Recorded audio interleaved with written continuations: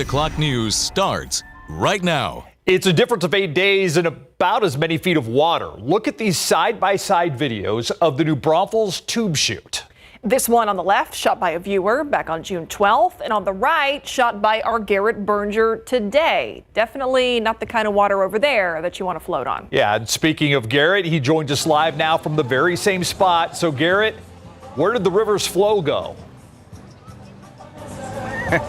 Well, I'll tell you what, it's not going over the banks anymore. Instead, it's going just where everybody expected to go, down the tube chute, down the river. Plenty of people out here tubing today. The crowds have calmed down a little bit, but we've still got that evening crowd out here. Really, this is just a regular Friday. On June 12th, water roared over the tube chute in New Braunfels. Today, it was just shrieking tubers. The river was so wild during last week's rains, the city temporarily closed it down. But it's now back open and back to normal. It's been great. We're here with friends, just kind of going down the river, so it's been great so far. It's really nice today. USGS data from this part of the river shows that when it flooded, the water got deep and fast. But it pretty quickly went back down to near where it was. Maybe a little faster, but still slower and lower than is typical for this time of year. But upstream from the park, Coley Reno of Texas Tubes goes by a different measurement. Before the rains, all of those steps were showing. There were 5 steps showing before the rains. To him, that shows an improvement since the flooding. But he agrees the water is slower moving than normal. Our normal float time is about 1 hour and 45 to 2 hours. And right now our float time is about 2.5 to 3 hours, depending on how busy it is. And it was a typically busy Friday for them. Right, it's going to be $51.99 with the card fee. Okay. Tubers had mixed expectations given last week's rains. Oh my God, y'all are so dramatic. We were really surprised that it was going to be low enough for us to do it. So hyped to be here. Okay. So you actually thought you might not be able to tube because of the rain? Exactly, yeah. So you were expecting it to pretty much be gone? Pretty much to be gone. Like I said, I went to Texas State, so we've had flooding over there before, so, gone within a couple days. Either way, it didn't dampen spirits. So you were expecting a faster ride? Yes. Okay, disappointed or is it okay? It's okay. Right, you're on the river, why not? Speaking of which, have a good day. Hey, it's hard to have a bad day on the river, right? And when we talk about the water being lower, it's really only a couple of inches. But the discharge, that's how fast this river is moving, is about half of what the average would be for a June 20th at any other time. So it is moving slower for sure. But one thing we heard from the tube operator that we spoke with is that he's glad about this rain because what it's doing as well is it's filling the aquifer. And it's the aquifer that feeds this river and feeds a lot of this New Braunfels tourism. Live in New Braunfels, I'm Garrett Berger, KSAT 12 News. Thank you, Garrett. Today, the family of one of the victims of last week's flooding held a plate sale to raise money for his funeral. Relatives of Victor Manuel Macias Castro said they wanted to give him a proper funeral despite the cost. The family, friends, even complete strangers came together to help put the plate sale on, showing just how loved Castro was. People were giving us plates, they were giving us the chicken, they were giving us everything. Really appreciate it. We were lost. I was lost. I was confused. I didn't know where to get the stuff, and they were helping us. And coming up tonight on the Night Beat, we're going to show you how those who experienced damage from the floods can get help from the city. Tonight, 25 people are out of their homes after a huge fire at their apartment complex.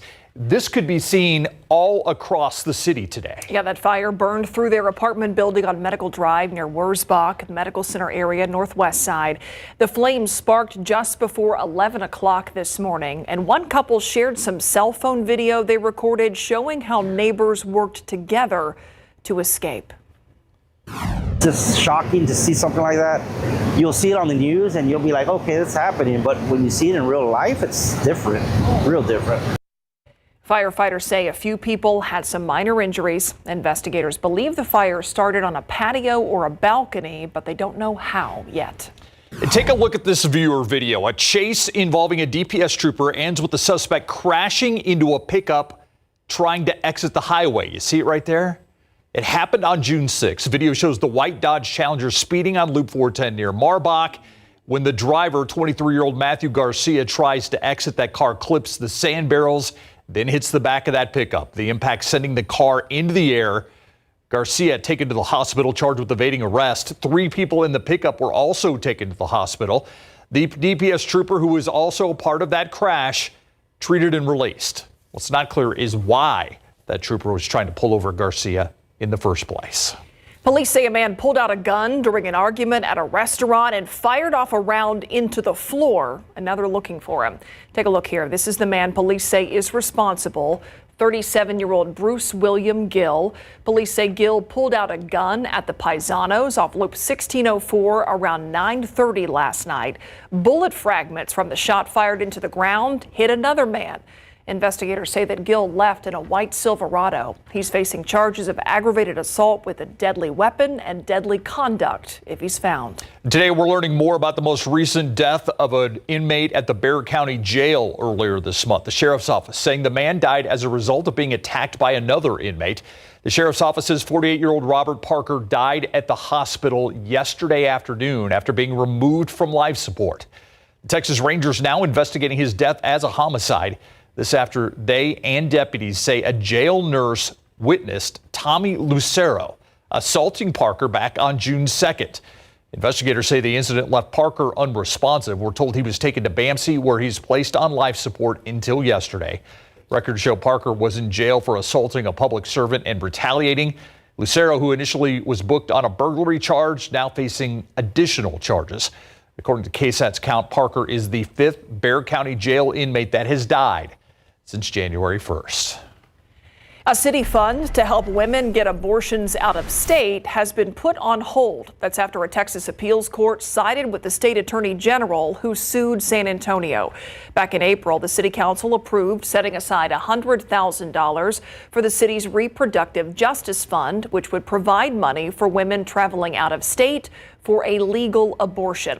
City Attorney Andy Segovia said there was nothing illegal about it. Paxton's office said it was an attempt to get around the state's abortion ban using public money. A judge blocked the city fund for now, meaning the city of San Antonio cannot use money to pay for abortions. The suit is still moving through the legal process. All right, it's not cool, but it's less hot. How about that? It's not bad for We'll take it for June, yeah. Hey, our afternoons are right smack dab at average, making it to 93. And I do want to talk about the few showers that we've had over the past 24 hours. Some of this fell yesterday evening, especially down in Frio County. But earlier this morning, a few of these little streaky showers, one near Schertz and Selma there up near Randolph, then another on the far west side of town, 1604, basically from about I-35 northward past 90, all the way towards SeaWorld. No big accumulations, just little streaky showers that can happen in this kind of weather pattern. And right now it's pretty quiet out there, just a little bit down in Atascosa County. Quick splash and dash. We'll talk more about the rain chances going forward for all the way into next week, coming right up. All right, thank you, Adam. Let's check out the traffic on this Friday as we go outside live with TransGuide. I-10 in Callahan. This is usually a busy area, and it's very busy right now. As you can see, this is the westbound lanes of I-10 coming towards us. I-10 in Callahan. Things moving along smoothly, though, at this hour. Now we want to take you a little bit north of downtown along North Main, the heart of the city's new Pride Cultural Heritage District. That new district was approved earlier this month. It sits between Elmira Street and Mistletoe Avenue on Main. Pride San Antonio holding a dedication ceremony right now. We're streaming the ceremony on our website, and we will have a full breakdown tonight on the Night Beat at 10. Meanwhile, a local icon in that district going through a tough time. Christy Winters is a beloved drag queen in San Antonio. She's been performing for the last 14 years. This week, she shocked the community with a post on social media saying she's been diagnosed with stage 3 cancer and will have to stop performing until the treatment. She sat down with Courtney Friedman for an emotional interview about what she's learned about herself since opening up to her fans and her community. She is the one and only Christy Waters, the iconic San Antonio drag queen who most of the time seems larger than life. But this week, she took to social media to reveal a very human side of herself, that she had stage 3 cancer and would have to take a step back from performing to undergo chemo and radiation. I had a surgery back in May, and they removed an abscess that I had, and underneath they found a mass. And I was working through the pain and the struggle of everything without trying to let anybody know what was going on. You worked through the pain. Why? I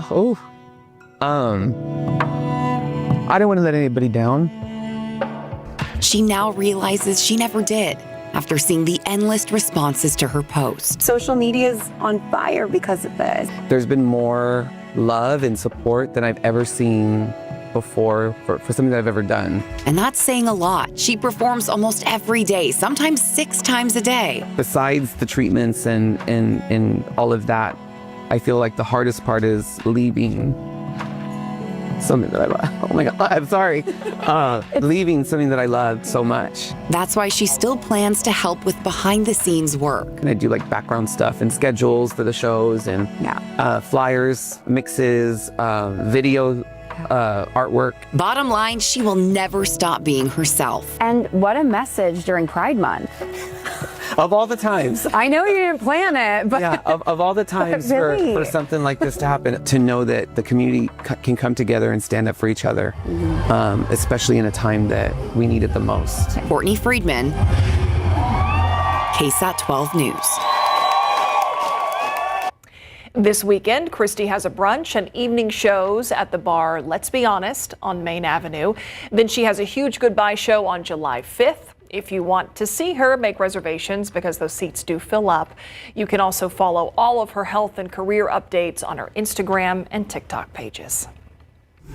Still ahead, Texas known for barbecue, and you don't have to go far to find the best in the Lone Star State. Erica Hernandez shows us what they're serving up at the Burnt Bean in Seguin.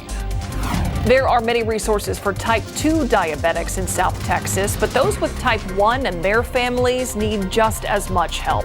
Our Sarah Acosta will tell us about a summit dedicated to helping families of diabetic kids next.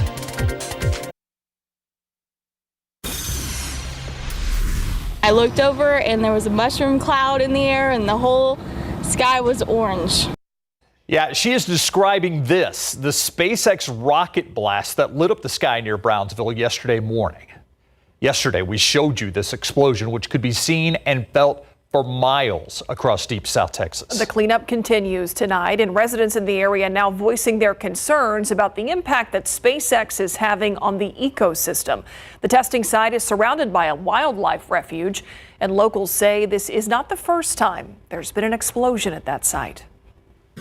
We see them out there explode, some of the few ones that landed and they blow up afterwards. I'm very fearful for what the impacts on that surrounding refuge land was. And I'm hoping that people get out there, today or tomorrow.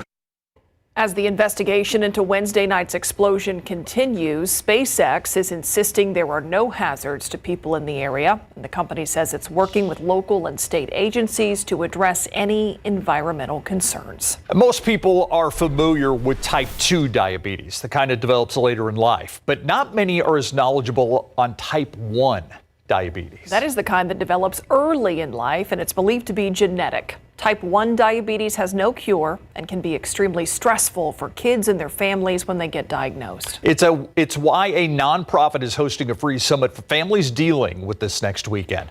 Sarah Acosta gives us a look. Hayden McCain was diagnosed with type 1 diabetes when he was 9 years old, ending up in the hospital, learning about how he will forever have to be dependent on insulin through a pump or shots, and having to know what his blood sugar level is at all times. This lifestyle change can be extremely heavy and anxiety-ridden for anyone, especially children and their caretakers. His mother, Rakisha, says instead of wanting to be around people, he would spend hours just playing with his Legos or drawing. I think that was the biggest thing, is like him being just isolated to himself. That changed when they connected with the nonprofit Breakthrough Type 1 Diabetes, giving Caden the opportunity to meet other kids who also have type 1. And I really understand what I'm going through and it kind of boosted my confidence around, like not just with them, but around just by myself. Mom says Caden started wearing his pump where people could see it and came out of his shell, excelling in track. It's why the nonprofit is hosting a free summit at St. Mary's Hall on June 28th from 11 a.m. to 3 p.m., where people with type 1 and their families can meet and have access to resources. Well, I think the summit is very important because we are all able to be normal, or share our normal life, our new normals, whether you're a child, a baby, or a little bit older being diagnosed. We all can come together as children and as parents to talk about what we experience and be kind of like that pillar, to lean on each other. What would your message be to those other kids that just got diagnosed? Find other people like you, or at least who have been newly diagnosed like you, or have already been diagnosed, to kind of help you and kind of guide you. Sarah Acosta, KSAT 12 News. Now, the summit is next Saturday, and it's free, but you have to register in advance. And you can find all that information on the QR code that will take you to the correct link right there on our screen. Let's take a look outside with live cam. Low 90s this time of year. A few puffy clouds out there. Can't argue with that, Adam. I know, right? Where are the unicorns and rainbows and stuff, Yeah. right? What else should we wish for? Exactly. And, going forward, we do have some daily rain chances, but nothing significant. We're not talking anything drought denting and nothing that would cause any flash flooding, which is a good thing. And just splash and dash. Take a look at the odds. I mean, we're talking 10 to 30% daily this weekend, all the way through next week, and really the 30% confined to the middle of next week when we could have a little extra upper level support to get things going. Here's our futurecast, and don't pay close attention to the exact location of where some of these little isolated quick brief showers pop up. Just the mere fact that we're going to see a similar situation again tomorrow, kind of like what we saw earlier this morning and yesterday morning and afternoon, and even this afternoon we had some coastal showers.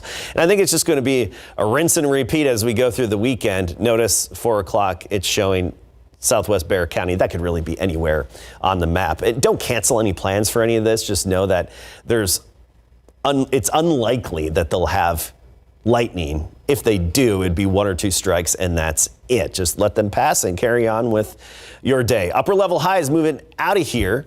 That's moving off to the east, that upper level heat high, where the big heat dome that often is right over us or close enough to be really pressing down on us to boost our temperatures, which is what we saw in early May when we had the triple-digit heat. That's not the case right now. And actually, the opposite is happening in the western U.S. with a dip, a trough, a cool trough in the western U.S., and we're right in between. So our temperatures right near average going forward, even I think a degree below average when it comes to high temperatures next week.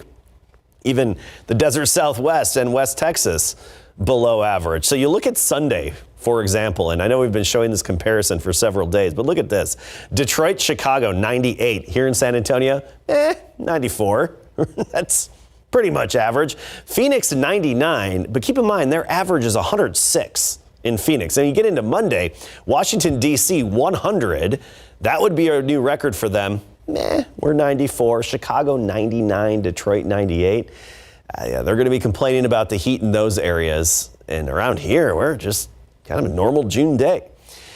Tomorrow will be, or right now actually, we're at 90 degrees in San Antonio, 93 Stinson, low 90s for most of us. And tomorrow's going to be similar, basically carbon copy. 77 in the morning, 86 at noon, 93 the high temperature. I give it a 20% chance of some of those quick, brief passing showers, and breezy too. Southeasterly wind at 15 to 25. Tomorrow in Converse 94, Sabinal 91, and even some upper 80s for highs in the hill country. We pretty much do it all over again on Sunday.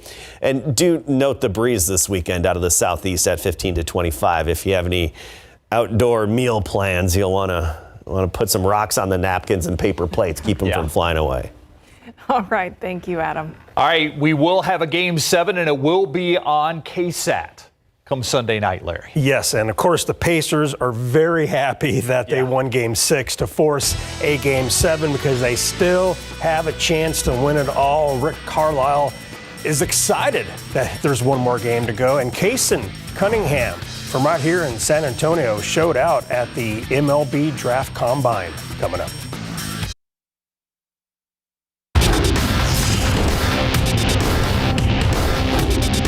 Nice to meet you, buddy. All-star players in the big leagues. How cool is that to be around this guy? And it's a blessing for sure. I'm so grateful. So who taught you how to hit, man? You letting that bat fly.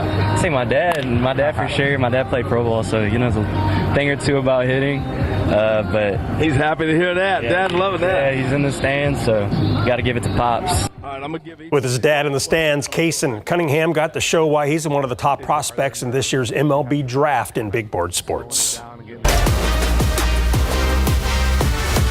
Last night in Game 6 of the NBA Finals, the Pacers led the Thunder by as many as 31 points en route to a 108-91 win to even the series of 3 games all and force a winner-take-all Game 7 Sunday night in OKC. One game. I mean, this is what it's all about. I mean, this is what you dream about growing up, this kind of opportunity. It's a very difficult place to play. We know that. But, this is the opportunity to play in a game like this is a great honor and a great privilege. Obviously, it was a very poor performance by us, but there's 2 teams out there. I want to give Indiana credit for the way they defended, the way they competed in the game, the way they played all the way around. They had a lot to do with it. And there was stuff that I thought we could have controlled that could have been better. So we have to own that. We'll look at it. We'll learn from it like we always do. And then we got to obviously be much better going into Game 7. This month is the 20th anniversary of the Spurs' 2005 NBA championship when they beat the Detroit Pistons in 7 games. We've been reminiscing the past couple of weeks about the Spurs' 3rd NBA championship. Former Spurs guard Devin Brown stopped by to chat about the 05 title, and we asked him about playing with the Big Three, now Hall of Famers Tim, Tony, and Manu. The crazy thing about it is when I was here, I don't know if I appreciated that at that time. And when I moved on and went to a couple of other teams, is when you look back and you go, oh, wow, yeah, I was a part of that. And just how I even got into the organization was a story of its own. So, yeah, when you look back at it and you had, 3 heavyweights, on the same team and the sacrifices that they had to make, between each other, trying to be outstanding players, and what a mix it was because you had Coach Pop doing it, and he's the best to do it. Turning to baseball, former Johnson High School grade and UT commit KSAT Cunningham had himself a good time at the MLB Draft Combine at Chase Field in Phoenix, Arizona. KSAT, who hit .509 his senior season, is rated as the 11th overall draft prospect by MLB Pipeline in the 2025 draft class. And former big leaguer Harold Reynolds said Cunningham is the top-rated bat in the Combine. Were you shocked if you didn't get a hit? I mean, I wouldn't say shocked because that's just a part of the game, but my goal going into the year was to hit above 500. I wrote it down. To go out there and hit over 500 against these guys, how did you do that? I mean, that's the biggest part of my game is my hit tool. Hit 460 as a freshman, 400 as a sophomore, and I hit 450 as a junior. So going into my senior, I was like, all right, I want to hit above 500 this year. So. The MLB draft will take place July 13th and 14th. If he goes 11th in the draft, he's probably not going to end up in Austin. Yeah, you never know, right? You never know. But, yeah. That's going to be a lot of money. It will indeed. All right. Thanks, Larry. Still ahead, they are the best barbecue in Texas, and they're just a stone's throw away from the Alamo City. Erica Hernandez takes us down to the Burnt Bean in Seguin. And mascots from across the country coming here to learn from the best of the best. We take you to mascot training camp next.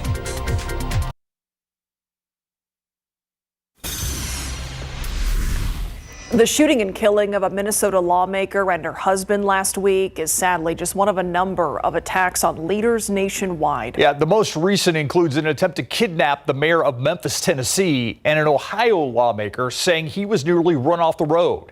ABC's Olivia Rubin with the details on this disturbing trend.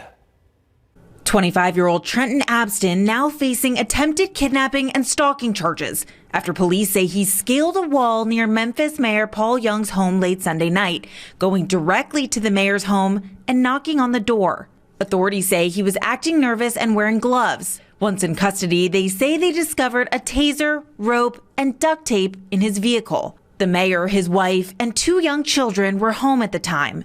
The mayor posting this statement on Instagram saying, "In today's climate, especially after the tragic events in Minnesota and the threats my wife and I often receive online, none of us can be too careful." Abston is set to appear in court today. Meanwhile, in Ohio, U.S. Congressman Max Miller, who is Jewish, saying a man waving a Palestinian flag tried to run him off the road on Thursday. Some unhinged, deranged man decided to lay on his horn and run me off the road when he couldn't get my attention to show me a Palestinian flag. Not to mention death to Israel, death to me, that he wanted to kill me and my family. Miller says he filed a report with police. These latest 2 incidents coming amidst a disturbing rise in political violence around the country. In Minnesota this past Saturday, State Representative Melissa Hortman and her husband fatally shot in their home. And nearby, State Senator John Hoffman and his wife Yvette critically wounded after being shot multiple times. She's expected to be released from the hospital.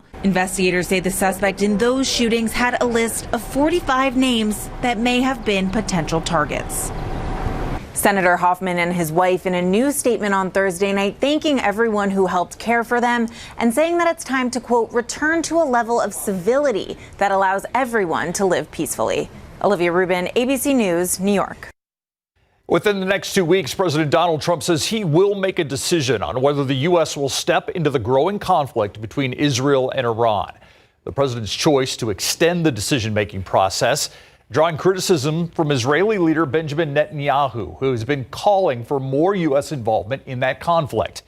As missiles continue to fly between the 2 nations, hitting military and civilian infrastructure, European leaders are meeting with Iranian officials to hopefully work out a diplomatic solution.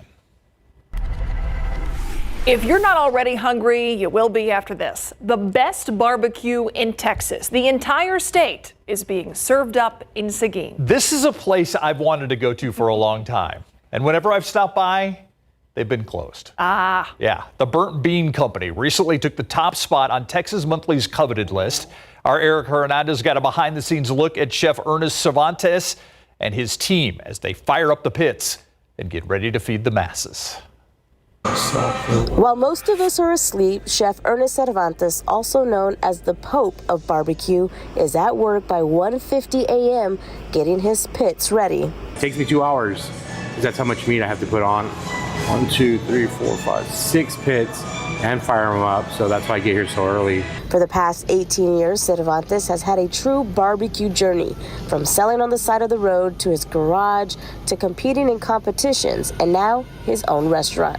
I tell people the journey wasn't overnight or overnight success. I'm not that story. I'm the story of the American dream where you grind and you work with sacrifice and discipline. Over the past several years, Cervantes has received many accolades, from James Beard nominations to earning a Michelin star. But the end game was always to end up on the top of the Texas Monthly barbecue list. It was a mission accomplished, right? Like when we opened, that was our goal since day one. Our goal since day one was to be #1 in Texas. Now the lines are forming as early as 5 a.m., wrapping around the building by the time the doors open. This is what people are driving all over the state to come and try. It's not traditional, while some of it does look traditional, but customers are raving about the taste. The best, absolutely. It's good, it's very tender, falls apart in your mouth. The sausage is amazing. I'm really impressed the way the meat falls off the bone. The meat's got a lot of flavor to it as well, so I definitely recommend it. Very good. Amazing. We're worth the 5-hour wait we did. Burnt bean is not traditional barbecue, but there is a flair to it, with hints of Tex-Mex flavors and bold creativity that is truly changing the way barbecue is looked at. I think we're the changing of the guard when it comes to American barbecue and Texas barbecue and the perception of what the future holds, and we're excited. As for what's next, to be the household name when it comes to American barbecue is when they think of barbecue in America, they're going to think of burping. Erica Hernandez, KSAT 12 News. I am definitely that hungry looked now. good. All right. Do you have what it takes to be a world-class mascot? Dozens of characters from all around the country are headed to San Antonio this weekend for the annual mascot training camp. The day-long camp will feature hands-on sessions in costume care and maintenance, fan interaction techniques, crowd engagement, and more, like sack races. It's being put on by Jeremy Bartlett, a veteran mascot trainer who has also performed locally as the Spurs Coyote, Jalapeno, and Henry the Puffy Taco, to name a few. Those are all my favorites. Those are all the tops. Yeah, the camp is expected to bring together performers of all ages and experience levels to sharpen their skills and boost their confidence. What I want the campers to know is that they're not alone.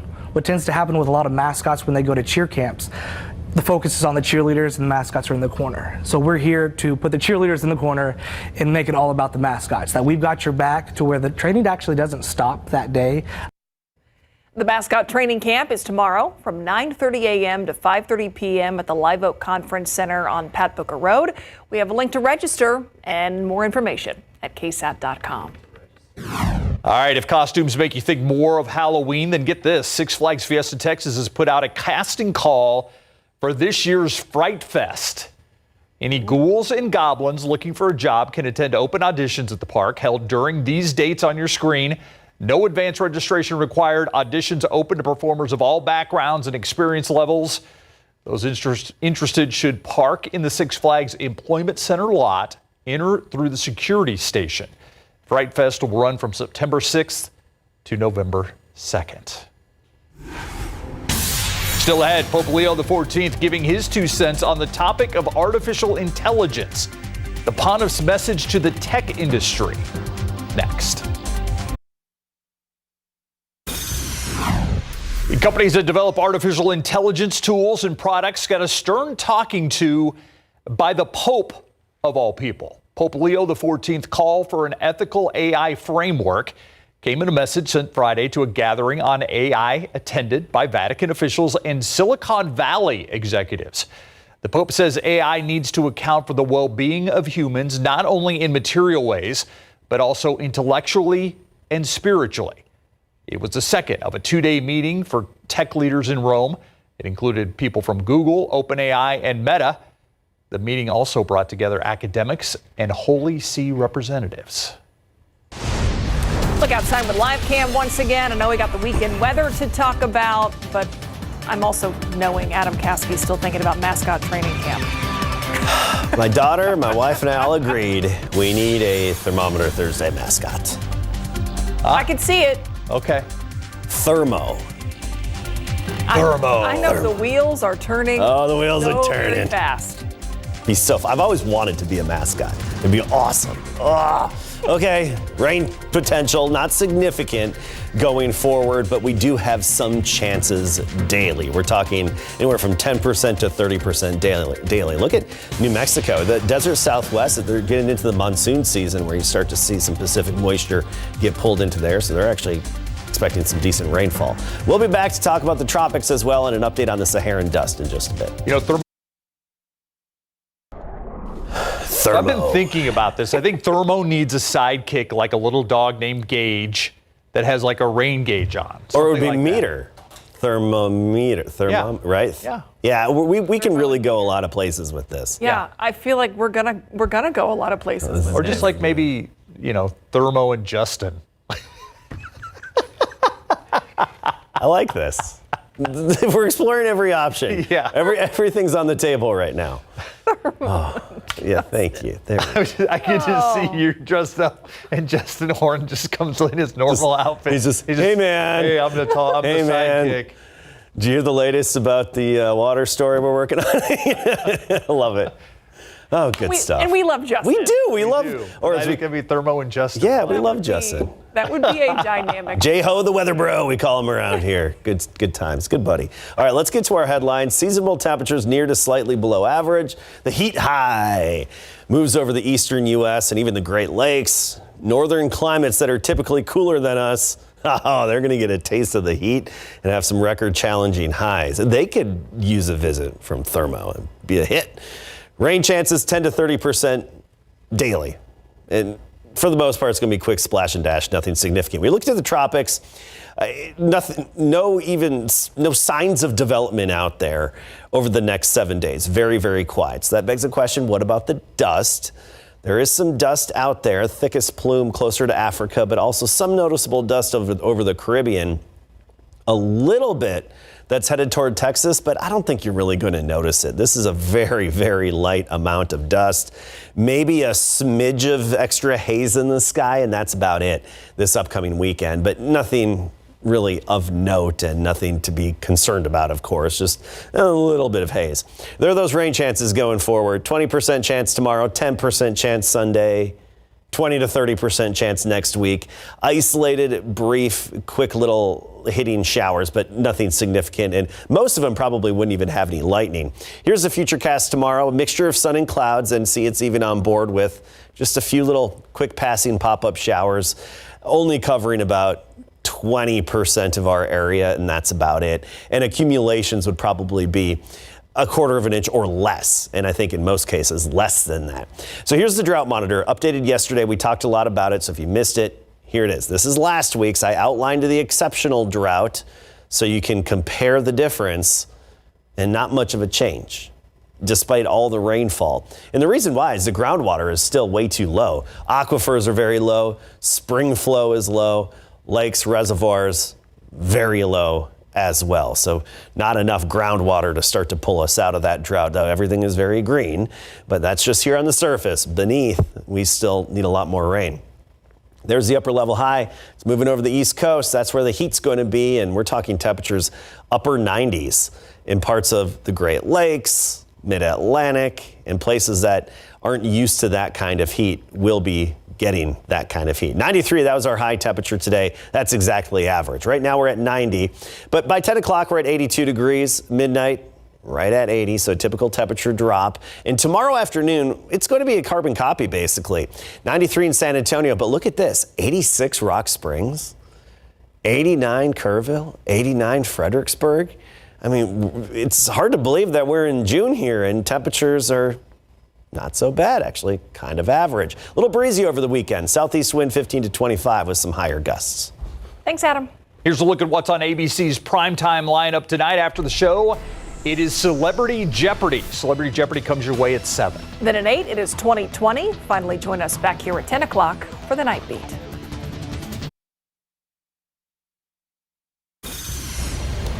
All right, I got my tennies on, primarily because it's Casual Friday. Yeah. This is as casual as I can get. Heck But it's yeah. also for KSAT Sports Now. Streams your way at 7 o'clock, Monday through Friday. Yeah, and tonight we're going to talk the NBA Finals. All So right, the Pacers won Game 6, forcing a Game 7. And I know that a lot of people want to see, because you know anything can happen in Game 7. So we're going to hear from both sides and what they can expect Sunday night at 7 live here on KSAT 12. One game for it all in OKC. Yes. All right, so the Spurs, I saw today that the Spurs have had people calling them about the number 2 pick. Yep. And I've seen that too, but everything I'm seeing, the Spurs are staying put. Yeah. They really like Rutgers guard Dylan Harper. So we're going to talk about that. Steph Curry had some really good things to say about him. And that leads us into the fact that KSAT 12 Sports will be out in Brooklyn next week for the NBA draft. You've been there many times before. Yes. All right, and there's going to be some wattage coming to TV. Yeah, J.J. Watt. He said he wouldn't do it in the past, but now he is. He's going to be in the booth this year helping call NFL games. Interesting. Yeah. What network? CBS. CBS. Yep. Interesting. All right. He and Romo. Yes. KSAT Sports Now streams your way at 7. We'll be right back. This just doesn't get old to me. Okay? I mean, San Antonio, El Paso, Abilene, 94 degrees. Brownsville, 91. Meanwhile, Chicago, Detroit, 98, along with St. Louis. You know they're going to be in that record-breaking territory. Even Minneapolis, 97. That's on Sunday. Monday, same old, same old. Around here, we're near average, but they're all feeling the heat. So it's quite a contrast going on. Happy to let somebody else. You can keep that age for a while. Thanks for watching the news at 6. See you on the Night Beat at 10.